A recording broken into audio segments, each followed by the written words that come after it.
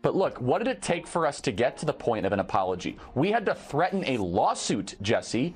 And by the way, we're still entertaining it. We're talking to some of the best lawyers out there that are experts in this. And as you know, these things can be very complicated. There's a lot of facts and circumstances around it. But we're not going to let this go, because you should not be able to smear 5,000 high school and college kids and then just be able to walk away with it. You let them in. President, open your You let them in and you knew what they were. Right. So you are complicit. I want to make a quick clarification about the neo-Nazis at the Turning Point event. They were outside protesters. My point was more metaphorical, that you embraced them at your thing, I felt. But Whoopi is certainly not the brightest person. And what she just said just doesn't make any sense. It's just like so silly to say. It's not a well thought out. It's like if you had an idea for a premise and it was totally baked and half baked, and you went on stage with it and just Welcome back. You know, in Monday's conversation about Turning Point USA, I put the young people at the conference in the same category as the protesters outside. And I don't like it when people make assumptions about me, and it's not any better when I make assumptions about other people, which I did. So, my bad. I'm sorry. Okay. So, the state... It started with a wildfire sparked not by chance, but by a name drop on national television that went way too far. One moment, The View was doing its usual thing, hot takes and headline chatter. The next, Whoopi Goldberg casually tossed out a comment lumping Turning Point USA, a conservative student organization, with neo-Nazi protesters. But here's the kicker. Those protesters weren't even part of the event. They were just outside. Kirk's the founder and CEO of Turning Point USA and the author of the new book, The College Scam. So, Charlie, do you accept The View's apology? I mean, regardless of whether or not I accept it, the question is, do our students accept it? That's really what's at heart here. They went after our 5,000 students at our event there, of high school and college kids. And look, I get attacked all the time.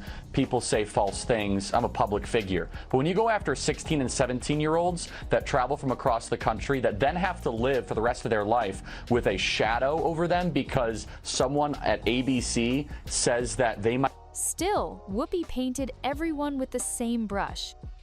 Now imagine being one of those 5,000 students. High schoolers, college kids flying in from across the country, excited to hear speakers, get involved, maybe even change their lives a bit. Then boom, in national TV, you're labeled by association with hate. Not based on facts, not based on context, just a lazy, dangerous generalization. That moment hit hard. Charlie Kirk, the guy behind Turning Point USA, wasn't having it. This wasn't just about an insult. He saw it as defamation, plain and simple. And he came out swinging with a lawsuit worth $100 million. That's not noise. That's war. By the way, before we continue, don't forget to like this video and subscribe to the channel. It really helps us grow and share more intriguing stories. Now let's continue.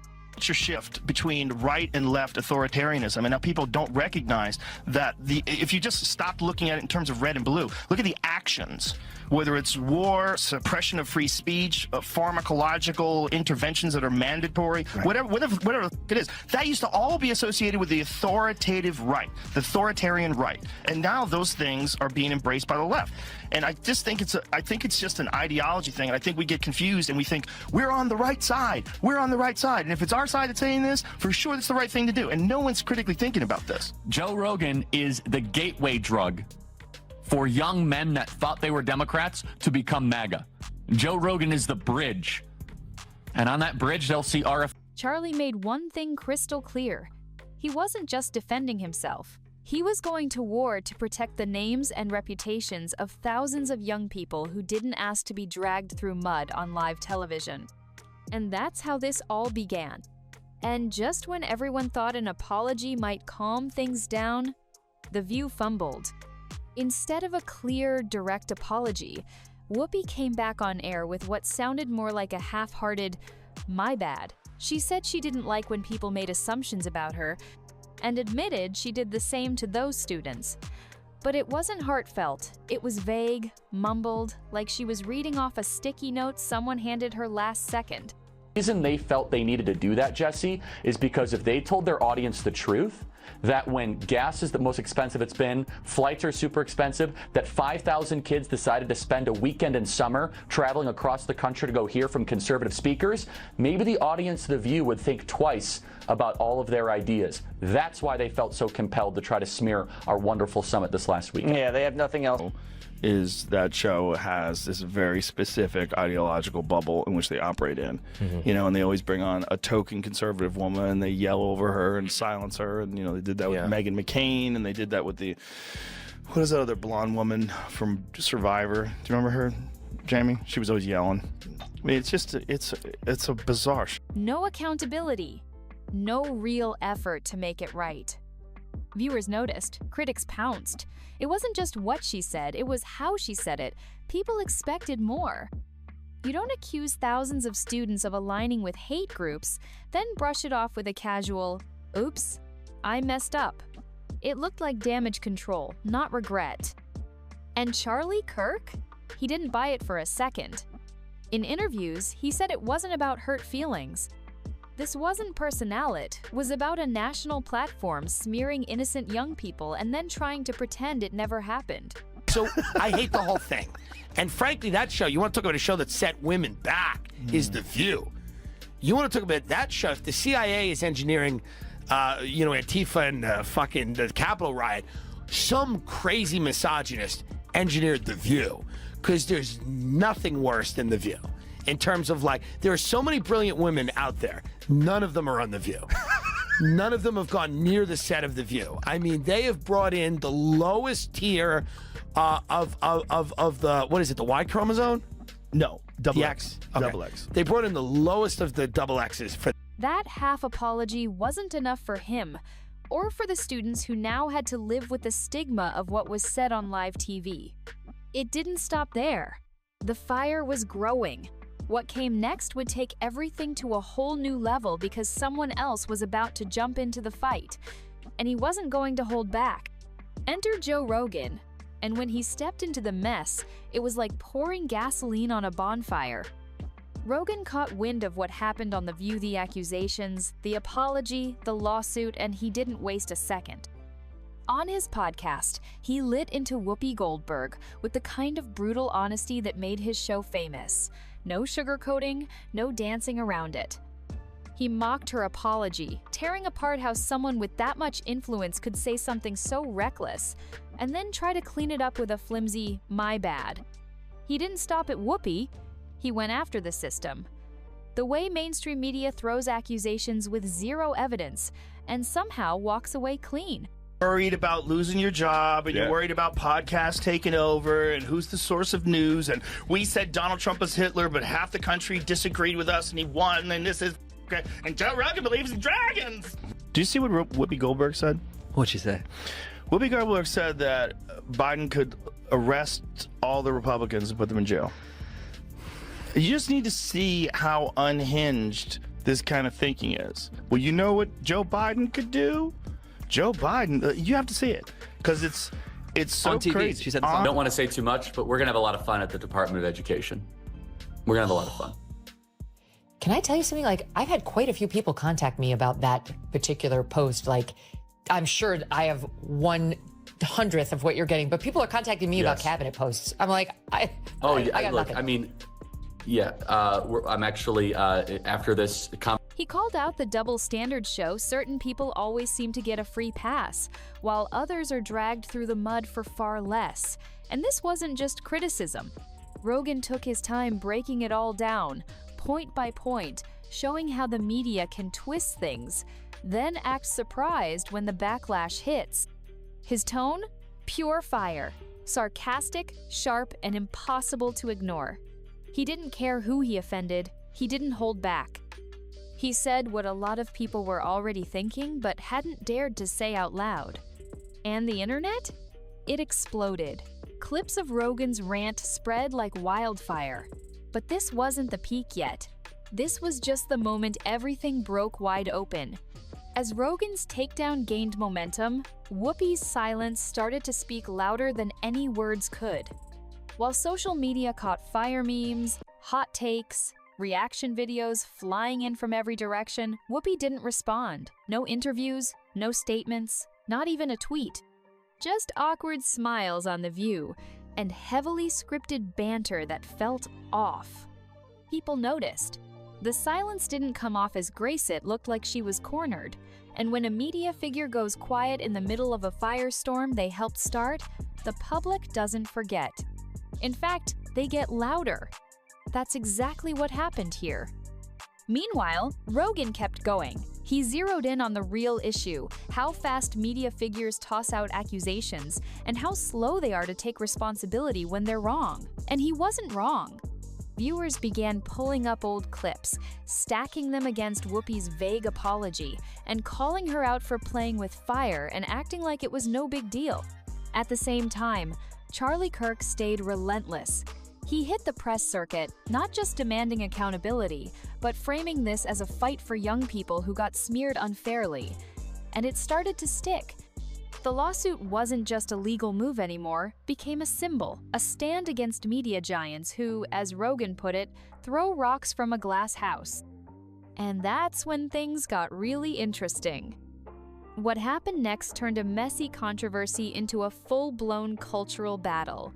Rogan's voice was already echoing across podcasts, YouTube, TikTok everywhere. But now, Kirk's supporters, media commentators, influencers, even celebrities started joining the conversation. People who usually ignored talk show drama suddenly had an opinion. Why? Because this wasn't just about The View anymore. It became a question of trust, who gets to say what on national TV, and what happens when they get it horribly wrong. Even viewers who didn't lean conservative were saying, wait, she really compared students at a conference to literal hate groups and just walked away? Rogan leaned even harder into that idea. He mocked not just Whoopi, but the entire structure around her. The media machine that lets big personalities make baseless claims with no real consequences.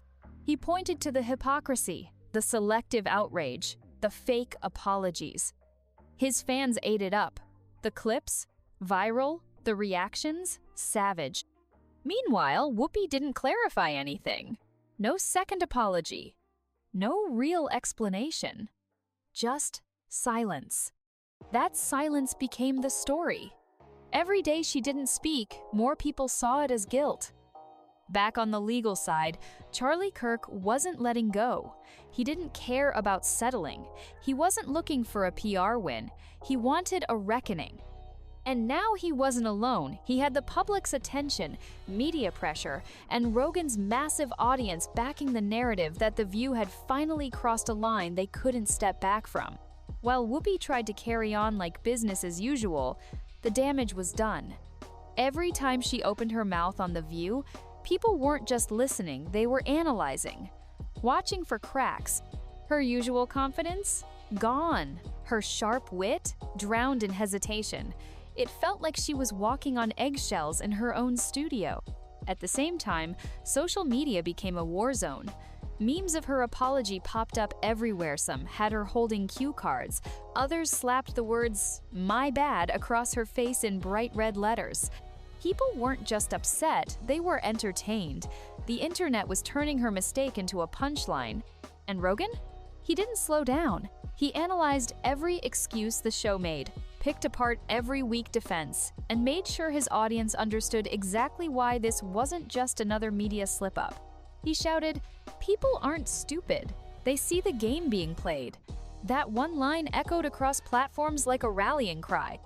Behind the scenes, whispers started to leak. ABC execs scrambling, PR firms pulling emergency meetings, the show's ratings taking a hit. Even longtime fans were tuning out, saying something's off. And through it all, Kirk stayed focused.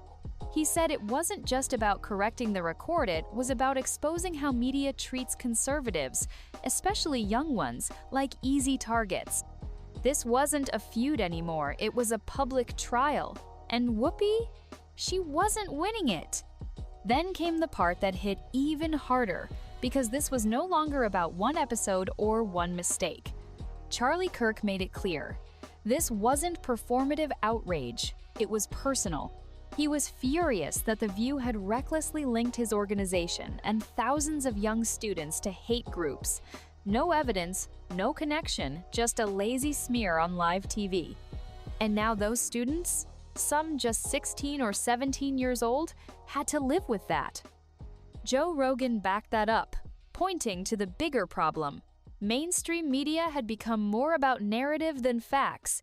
He said it flat out the press twists, spins, and pushes whatever fits their agenda. And this whole scandal?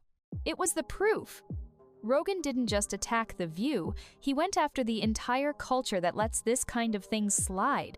Even loyal viewers started asking uncomfortable questions. Had Whoopi finally crossed a line that couldn't be blurred over with charm and a forced smile? Was her reputation, built over decades, starting to fall apart right in front of everyone? Rogan's breakdown didn't leave any wiggle room. He walked his audience through every lie, every missed detail, every double standard. He wasn't shouting just to shout, was making a point, a big one. And more people were listening, not because it was political, but because it felt real. Something rotten had been exposed, and it couldn't be ignored anymore. And that's when Rogan dropped a perspective that really shook things up. He wasn't just talking about The View or Whoopi anymore, he zoomed out and started talking about the bigger shift happening in culture. He said the lines between left and right, liberal and conservative, were starting to blur, that things we used to associate with authoritarianism like forced speech, censorship, and aggressive groupthink were now coming from the very side that once claimed to fight against it. He called it like he saw it. People weren't thinking critically anymore. They were just following whatever their side told them to believe. And that's how moments like Whoopi's comment happen someone in a position of power feels safe enough to say something outrageous because they assume their tribe will protect them no matter what. Then came one of the wildest takes being shared. Online people were saying Joe Rogan had become the gateway drug for young men who once thought they were Democrats to start turning conservative. And not just mildly conservative, some even joked that he was turning them into full-blown MAGA guys without even trying. Whether that's true or just internet drama, one thing was clear. Whoopi's silence made her look weak. Rogan's confidence made him look invincible. And the internet picked its champion fast. What once looked like a dumb moment on daytime TV had now become a full-blown culture war. And the deeper it went, the uglier it got. While Rogan's fans were flooding comment sections, calling his takedown satisfying and long overdue, Whoopi Goldberg looked like someone trying to survive a storm she didn't see coming. Her usual energy was gone. Her on-screen presence felt tense, reactive, like she was dodging invisible punches. Every joke, every opinion she gave on The View was now under a microscope and not in a fun way. Meanwhile, Kirk wasn't easing up. He dropped a scathing new video calling The View a relican, outdated, elitist echo chamber dressed up as entertainment. And he wasn't interested in just forcing an apology. He wanted real consequences, accountability. He said loud and clear, "There's no forgiveness without accountability." And just like that, the temperature online shot up again. Even conservative lawmakers started jumping in, praising Kirk for standing up to smear merchants in designer suits. It wasn't just podcasters and social media personalities anymore, it had become a full-blown movement. Headlines couldn't get enough. The View wasn't just losing control of the story, they had completely lost the room. Goldberg stayed silent. No statements, no interviews, just that weird, distant smile on the show like everything was fine. But it wasn't. As one media critic put it, it's like watching someone pretend they're not drowning while their feet are tied to an anchor. And that anchor? Every single clip, every tweet, every share reminding the world of what she said and what she didn't do afterward. While Whoopi quietly tried to ride out the chaos, Rogan didn't even need to keep pushing, the internet did it for him. His breakdowns were still going viral, his quotes being clipped and shared on every platform. He joked that The View needed a reality check, saying, "When you throw rocks from a glass house, don't act surprised when it shatters." That single line blew up. Millions of views, thousands of comments. People calling it peak Rogan energy. And just when it seemed like things couldn't get worse for Whoopi, Charlie Kirk dropped another bomb. He doubled down, posting a new video that didn't hold back. He called The View a cultural dinosaur, stuck in the past and totally disconnected from the real world. But he wasn't just roasting, hinted that more legal action could be coming. This wasn't just a mistake, he said. It was a targeted attack, and we're not backing down. Behind the scenes, things were unraveling. Whispers leaked that ABC was panicking. Emergency meetings, damage control plans, PR firms getting involved. And the ratings? Falling. Fans weren't just upset, they were losing interest altogether. Even Goldberg supporters were starting to admit this wasn't just a stumble, it was a full-on collapse. And through it all, Whoopi didn't say a word. Not a single post, not a single sit-down, just cold silence, while everything around her burned. As the silence stretched on, people stopped waiting for a response and started writing the ending themselves. For many, Whoopi had already lost. Her credibility, once solid as a rock, was cracking under pressure. The more she stayed quiet, the more people took that as a silent admission she had no defense, no way to climb out of this hole. And by now this wasn't just backlash, it was a full-on media nightmare unfolding in real time. Meanwhile, Rogan moved on to other topics, like he always does.